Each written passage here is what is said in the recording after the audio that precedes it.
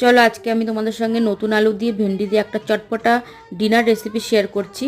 তো আলুগুলো লম্বা লম্বা করে কেটে নিয়েছি, আর এই সিজনে নতুন আলু জানোই তো কি ভালো লাগে খেতে। তো আলুটা নুন হলুদ আর তেলের মধ্যে একটু জিরা ফোড়ন দিয়ে ওইটা ভালো মতন একটু নাড়াচাড়া করে এই যে ঢেকে রাখছি।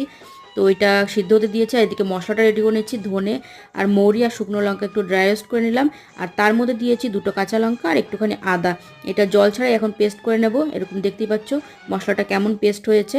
তো এই মশলাটা হচ্ছে মেন মশলা। এখন ওই আলুটা দেখতে তোমাদের দেখিয়ে দিচ্ছি। এখানে যেহেতু ঢাকা দিয়ে রেখেছিলাম, এখানে 70% কুক হয়েই গেছে। তো তার মধ্যে কেটে রাখা ভেন্ডিটা দিয়ে দিলাম, নুন অলরেডি আমি আগে থাকতে দিয়ে দিয়েছি। আর এবার মশলাটা দিয়ে দেবো। এটা ভালো মতন ভেন্ডির সঙ্গে মিশিয়ে নেব যত পর্যন্ত না হয়ে যায় সিদ্ধ। তারপর গরম মশলা দিয়ে দিয়েছি, আর তোমাদের একটা আলু দেখে দিচ্ছি এখানে কত সুন্দর সিদ্ধ হয়ে গেছে। আর নামানোর আগে ধনেপাতা লেবু রস দিয়ে দিয়েছি। লেবু রসটা দেওয়ার জন্য কিন্তু দারুণ চটপটা লাগে খেতে। আর এটা রুটি দিয়ে খাচ্ছি, তো কেমন হয়েছে জানিও কিন্তু।